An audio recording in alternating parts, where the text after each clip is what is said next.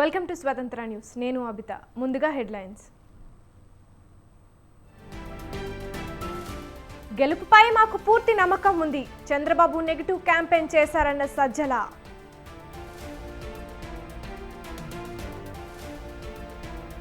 కేంద్ర మంత్రిగా ఉన్న కిషన్ రెడ్డి ఏం చేశారు? కాంగ్రెస్ ప్రభుత్వంపై విమర్శలు మానుకోవాలన్న కోదండరెడ్డి.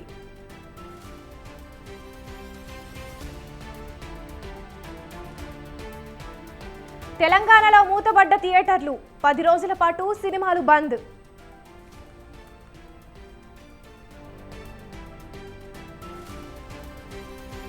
తెలంగాణలో మోస్తారు వర్షాలు, 4 గంటల నుంచి 8 గంటల వరకు వర్షం.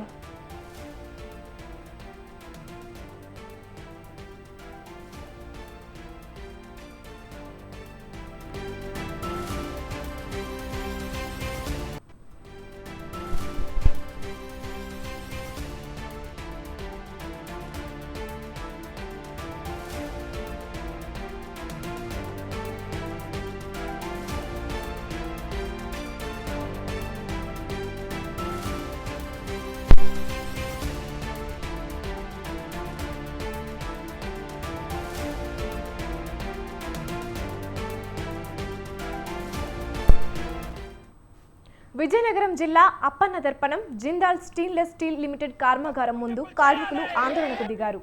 యాజమాన్యం ఎలాంటి ముందస్తు సమాచారం లేకుండా కర్మాగారం లాకౌట్ ప్రకటించిందని ఆగ్రహం వ్యక్తం చేశారు. ముందస్తు సమాచారం తెలపకుండా లాకౌట్ ప్రకటిస్తే తామంతా ఏమవుతామని ప్రశ్నించారు. కంపెనీ టాప్ యాజమాన్యం తీరు ఇంకా సరిగా లేదని, కర్మాగారం నడపలేకపోతే తమకు సెటిల్మెంట్లు చేయాలంటూ డిమాండ్ చేశారు.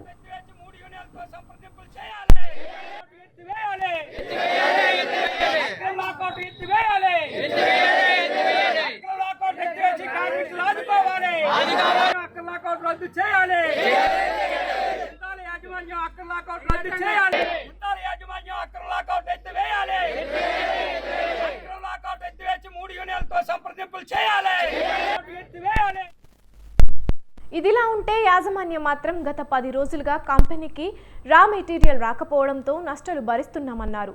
అందుకే నేటి మొదటి షిఫ్ట్ నుంచి తాత్కాలిక లాకౌట్ ప్రకటించినట్లు తెలిపింది. మెటీరియల్ అందుబాటులోకి రాగానే తిరిగి కంపెనీ తెరుస్తామని హెచ్ఆర్ గోపాలకృష్ణ తెలిపారు.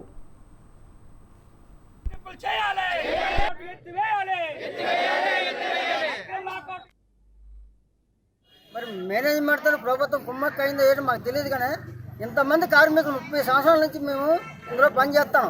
కనీసం మన బాండ్స్ పెంచమని కానీ జీతాలు పెంచమని కానీ మేము ఏ గొంతం పూర్తి కోరలేదు. కానీ మమ్మల్ని అన్యాయంగా ఇవాళ ఉదయాన్నే అందరం డ్యూటీకి వస్తే క్యారేజ్ పెట్టి అందరికి వచ్చాం.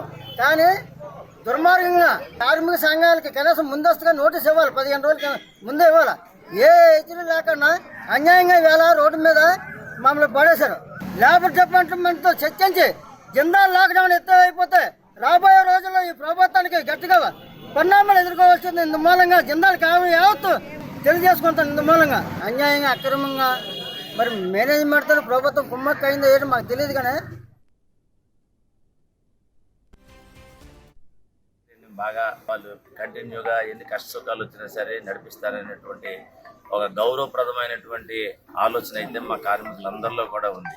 కానీ ప్రతిసారి కూడా లాస్ట్ ఇయర్ కూడా సేమ్ ఇదే విధానంతో కనీసం ఒక నోటీస్ లేకుండా కార్మికులకి చెప్పకుండా మరి కర్మాగారంలో పనిచేసినటువంటి యూనియన్ లీడర్లకు కూడా తెలియచేయకుండా హఠాత్తుగా మూసివేయడం అనేది దురదృష్టకరం.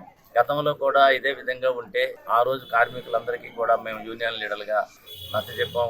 కంపెనీ పరిస్థితి బాగోలేదు, సరే యాజమాన్యానికి కాస్త మనం సహకరించాలి అనేటటువంటి ఆలోచనతో అంతకుముందు కూడా సహకరించడం జరిగింది, లాస్ట్ ఇయర్ కూడా సహకరించడం జరిగింది.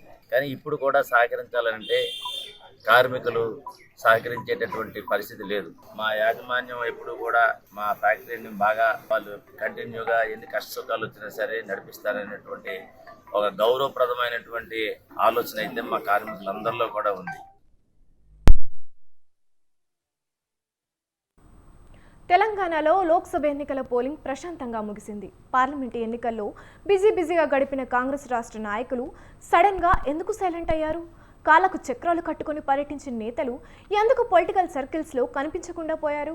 హాట్గా ఉండే తెలంగాణ రాజకీయాలు కౌంటర్ రివర్స్ రియల్ కౌంటర్ లేకుండా పోయాయి. ఎందుకు ఈ స్తబ్దత?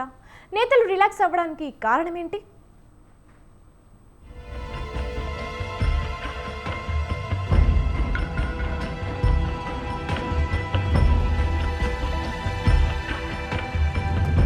ప్రత్యేక వ్యూహరచనతో ఎన్నికల యుద్ధంలోకి దిగిన కాంగ్రెస్ సర్వశక్తులు ప్రచారంలో ఉడ్డారు.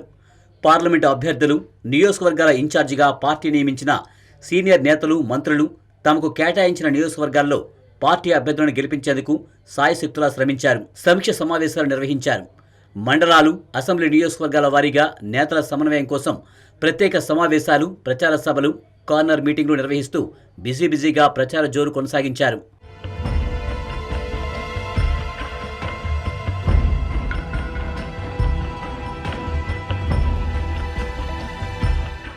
ఒకవైపు కాంగ్రెస్ అభ్యర్థులు పార్లమెంటు నియోజకవర్గాలకు పరిమితమై ప్రచార కార్యక్రమాలు నిర్వహించగా, మరోవైపు సీఎం రేవంత్ రెడ్డి కాంగ్రెస్ అత్యధిక స్థానాలు కైవసం చేసుకునే వ్యూహంతో సుడిగాలి పర్యటనలు చేశారు.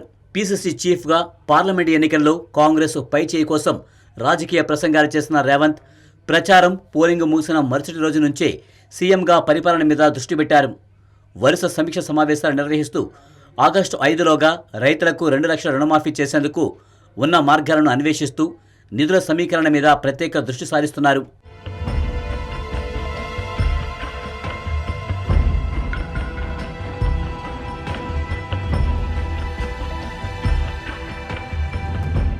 సీఎం రేవంత్తో పాటు సీనియర్ నాయకులంతా శక్తివంచన లేకుండా ఎన్నికల్లో పనిచేశారు.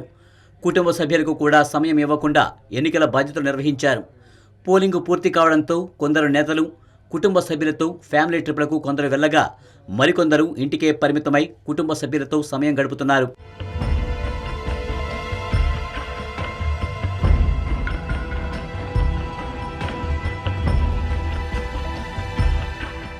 మరోవైపు మరికొందరు నేతలు ఇతర రాష్ట్రాల్లో, మరీ ముఖ్యంగా అగ్రనేత రాహుల్ గాంధీ పోటీ చేస్తున్న రాయ్బరేలీలో ప్రచారానికి వెళ్తున్నారు. ఇప్పటికే మంత్రి జూపల్లి కృష్ణారావు, భట్టి విక్రమార్క, మల్లు రవి, హనుమంతరావు లాంటి నేతలు అక్కడ అగ్రనేత గెలుపు కోసం ప్రచారం ప్రారంభించారు. CM Revanth Reddy national star క్యాంపెయినర్గా ఉండడంతో పరిపాలనతో పాటు ఇతర రాష్ట్రాల ప్రచార కార్యక్రమాల్లో పాల్గొననున్నారు. ఇప్పటికే పలు రాష్ట్రాల పీసీసీల నుంచి సీఎం రేవంత్కు ప్రచారానికి హాజరు కావాలని ఆహ్వానాలు అందాయి.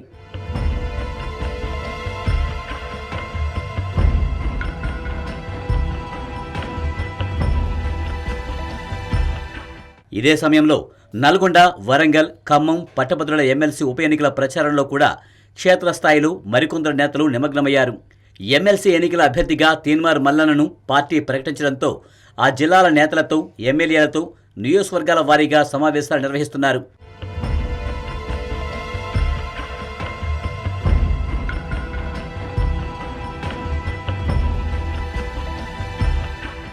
నిన్న మొన్నటి వరకు పార్లమెంట్ ఎన్నికల్లో విరామ మేరకుగా పనిచేస్తున్న ఇతర నేతలు పొలిటికల్ సర్కిల్స్లో పెద్దగా వాయిస్ లేకుండా విమర్శలు, ప్రతి విమర్శలకు దూరంగా సరదాగా కుటుంబానికి సమయం కేటాయిస్తున్నారు. మరికొందరు పొలిటికల్ కామెంట్స్కి దూరంగా ఉంటూ విదేశీ పర్యటనలకు సైతం ప్లాన్ చేసి అవుట్డోర్ ట్రిప్స్తో పొలిటికల్ ప్రెషర్ను తగ్గించుకుంటున్నారు.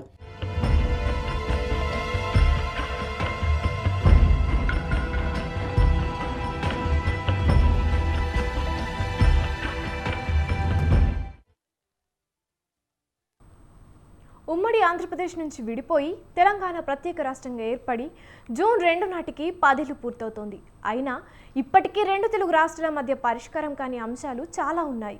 ఈ నేపథ్యంలో అలాంటి వాటిపై ప్రత్యేకంగా దృష్టి సారించారు తెలంగాణ సీఎం రేవంత్ రెడ్డి. ఏ అంశాలు పెండింగ్లో ఉన్నాయో వివరిస్తూ నివేదిక తయారు చేయాలంటూ అధికారులను ఆదేశించారు.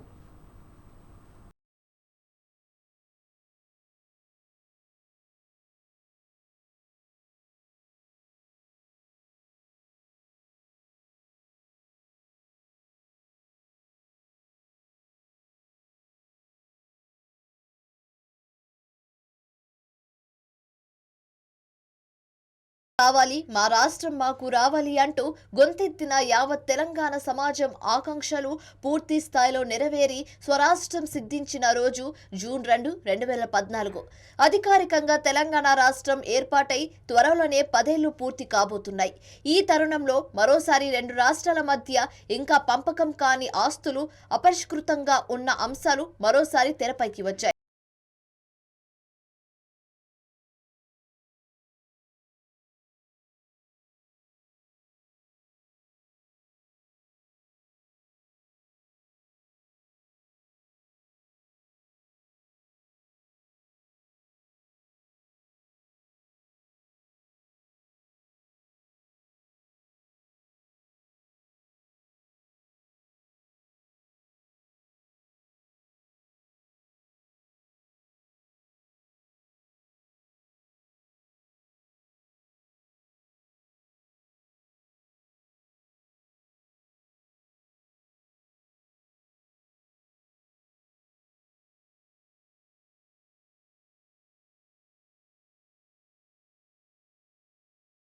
ప్రధానంగా షెడ్యూల్ 9, షెడ్యూల్ 10లో ఉన్న సంస్థలు, కార్పొరేషన్లకు సంబంధించిన పంపిణీ ఇంకా పూర్తి కాలేదు. ఇందుకు ప్రధాన కారణం వీటికి సంబంధించిన పలు అంశాలపై రెండు రాష్ట్రాల మధ్య ఏకాభిప్రాయం కుదరకపోవడమే. అలాంటి వాటిలో ప్రధానమైనది విద్యుత్ సంస్థల బకాయిలు ఇంకా తేలలేదు. అయితే ప్రత్యేక రాష్ట్రం వచ్చిన తర్వాత గత 10 ఏళ్లుగా బీఆర్ఎస్ ప్రభుత్వమే ఉంది. దీంతో నాటి నుంచి నేటి వరకు గులాబీ పాలనలో ఈ అంశాలను పరిష్కరించేందుకు చేసిన ప్రయత్నాలను ఈ సందర్భంగా ముఖ్యమంత్రి అధికారులను అడిగి తెలుసుకున్నారు. ఇప్పుడు ఆయా విషయాల్లో చేపట్టాల్సిన కార్యాచరణపై చర్చించారు.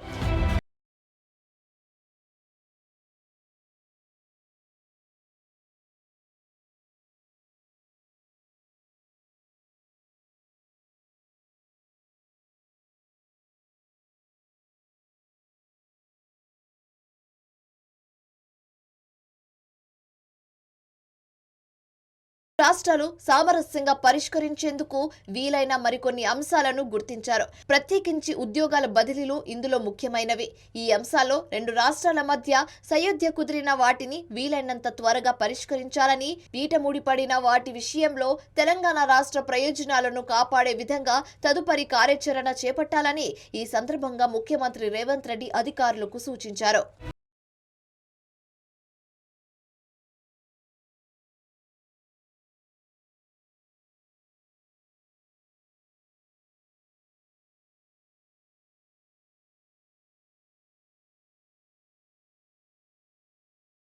విభజన చట్టం ప్రకారం 10 ఏళ్ల పాటు హైదరాబాద్, ఏపీ, తెలంగాణకు ఉమ్మడి రాజధానిగా ఉంటూ వచ్చింది. త్వరలోనే అంటే జూన్ 2తో అది కాస్త పూర్తవనుంది.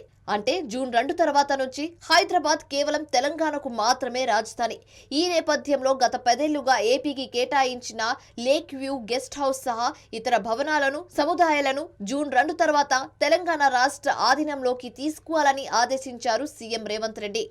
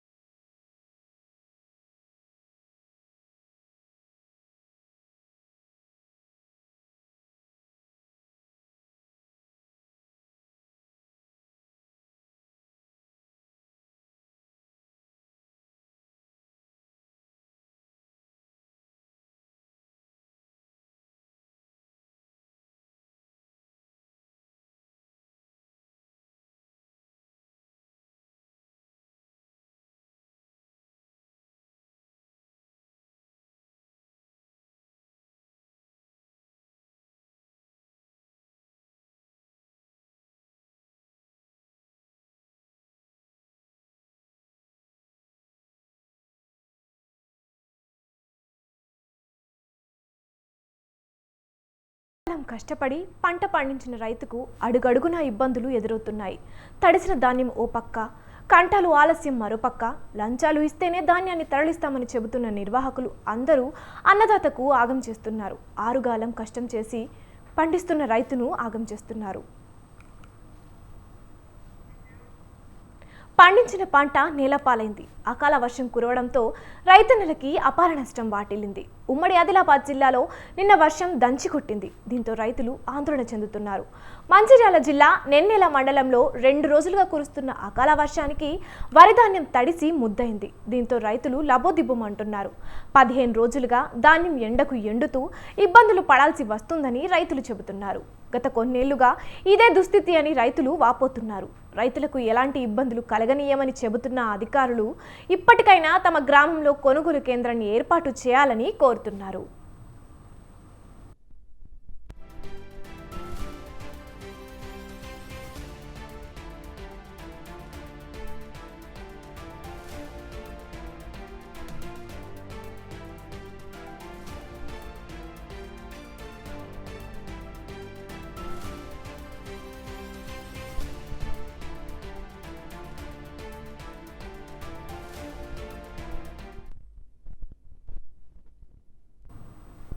జయశంకర్ భూపాలపల్లి జిల్లా కాటారంలో రాత్రి కురిసిన అకాల వర్షానికి కళ్ళల్లోని వరిధాన్యం తడిసి ముద్దైంది. గత కొద్ది రోజులుగా వర్షాలు వచ్చే ప్రమాదం ఉందని అధికారులు చెబుతున్నా కళ్ళల్లో ఉన్న ధాన్యాన్ని పట్టించుకోవడం లేదు. దీంతో నిన్న కురిసిన వర్షానికి ధాన్యం తడిసి ముద్దయ్యాయని, భారీగా నష్టం జరిగిందని ఆవేదన వ్యక్తం చేస్తున్నారు. తడిసిన ధాన్యాన్ని ప్రభుత్వం కొనుగోలు చేసి తమను ఆదుకోవాలని రైతులు విజ్ఞప్తి చేస్తున్నారు.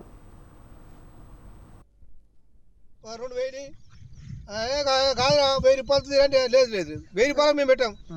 కాట పట్టుకురా, సప్లై పట్టుకురా బాగుందా అని అవి మాటలు వాళ్ళ లంచాలతోనే మాకు ఇది అనిపిస్తుంది. 3000 ఒక్క ఎక్కడ ఉన్నా గానీ 1500 500 ఇవన్నీ పెడతలేరు వాళ్ళ అమ్మలు.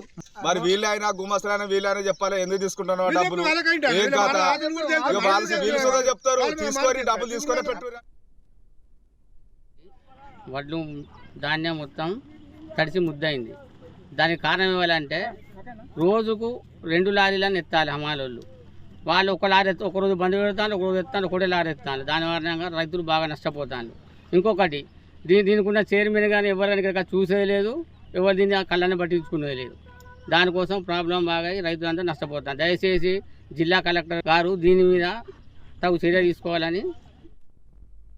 వరంగల్ జిల్లా వర్ధన్నపేటలో కురిసిన అకాల వర్షానికి అన్నదాతల వరిధాన్యం కుప్పలు తడిసి ముద్దయ్యాయి.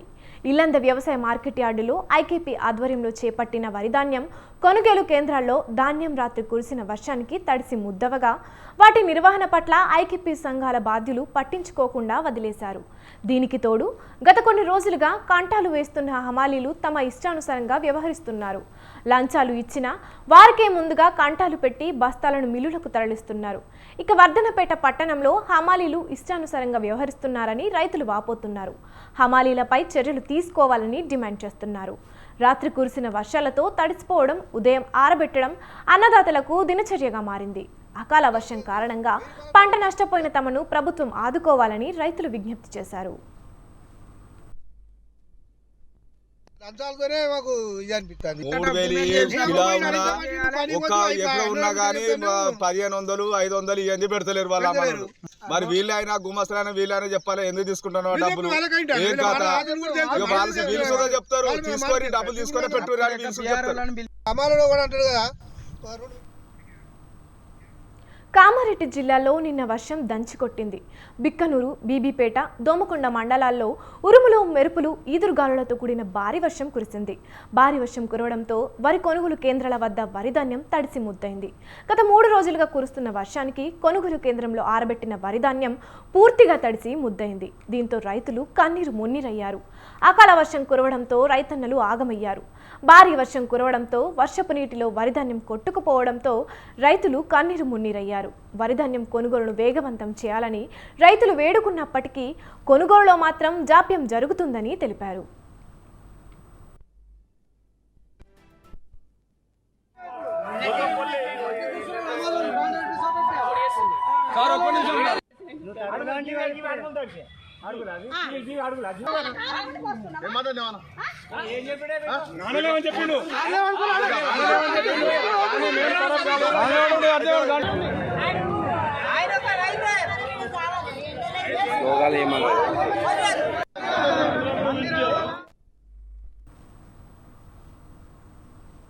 మీరు మొత్తం వడ్లు లేపాలనేది నేను అధికారులను కోరుకుంటున్నాను. ఒక 40,000 మెట్రిక్ టన్స్ని వేరే జిల్లాలకు పంపించడానికి కూడా లెటర్ పెట్టడం జరిగింది. దానికి అప్రూవల్ కూడా రావడం జరిగింది. నాకు తెలిసి 2-3 రోజుల్లో వేరే జిల్లాలకు కూడా 40,000 మెట్రిక్ టన్నులు వెళ్ళిపోతుంది. ఇక్కడ ఉన్న రైస్ మిల్లు కూడా ఇంచుమించుగా ఇంకొక 40,000 మెట్రిక్ టన్నులు తీసుకుంటే ఈ జిల్లా మొత్తం క్లియర్ అవుతుంది. ఒక్క కామారెడ్డిలోనే ఇంకా 40,000 ఉంది. మనది తీసుకుంటారని అనుకుంటున్నాను. దయచేసి. పెద్దపల్లి జిల్లాలో భారీ వర్షం కురిసింది. మంథనిలో మండలంలోని ఆరింద, మల్లారం, వెంకటాపురం రైతుల భూములు అన్నారం బ్యాంక్ వాటర్లో పోతున్నాయి. వర్షాలకు వరిధాన్యం తడిసి ముద్దైంది. దీంతో రైతులు ఆవేదన వ్యక్తం చేస్తున్నారు. కనీసం పట్టించుకునే నాదులే కరువయ్యారు. ప్రభుత్వం ఆదేశించిన అధికార యంత్రాంగం నిమ్మకు నీరెత్తడం లేదు. ప్రభుత్వం తమను ఆదుకోవాలని కోరారు.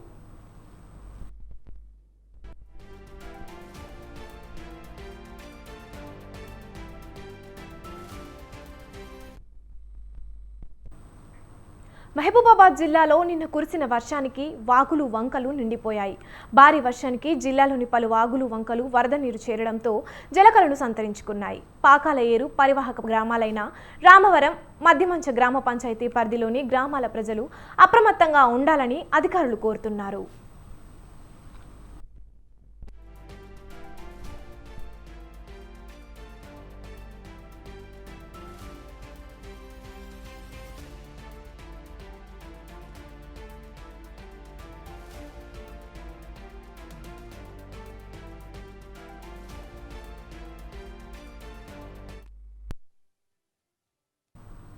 హైదరాబాద్ జూబ్లీహిల్స్ హౌసింగ్ సొసైటీలో ల్యాండ్కు సంబంధించిన వివాదంలో జూనియర్ ఎన్టీఆర్ తెలంగాణ హైకోర్టును ఆశ్రయించారు.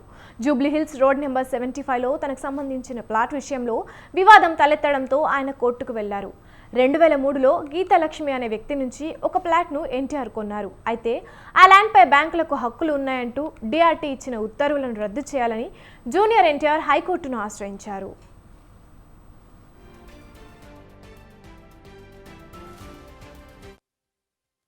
1996లో ఆ ల్యాండ్ మీద పలు బ్యాంకుల వద్ద ప్రాపర్టీ మోర్ట్గేజ్ ద్వారా గీతాలక్ష్మి కుటుంబం లోన్స్ పొందింది. అయితే జూనియర్ ఎన్టీఆర్కు అమ్మే సమయంలో ఆ విషయాన్ని గీతాలక్ష్మి దాచిపెట్టింది.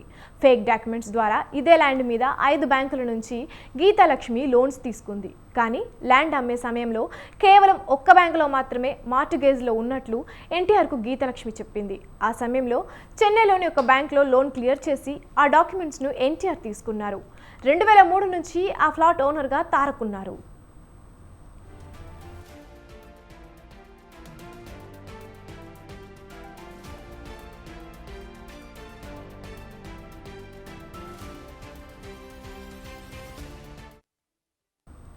అయితే 1996లోనే ఈ స్థలాన్ని తనఖా పెట్టి రుణం చెల్లించని కారణంగా ఆ ఆస్తిపై హక్కులు తమవేనని పేర్కొంటూ పలు బ్యాంకులు నోటీసులు ఇచ్చాయి.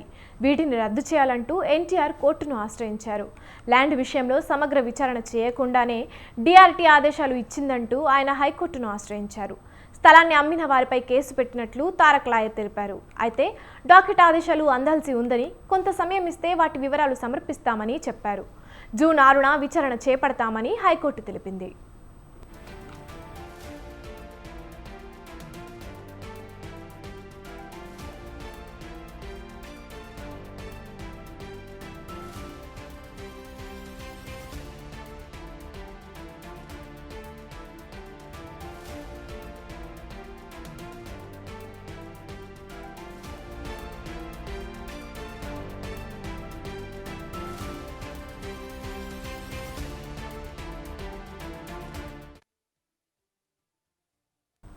ఇవి ఇప్పటి వరకున్న బులెటిన్ అప్డేట్స్. చూస్తూనే ఉండండి స్వతంత్ర న్యూస్.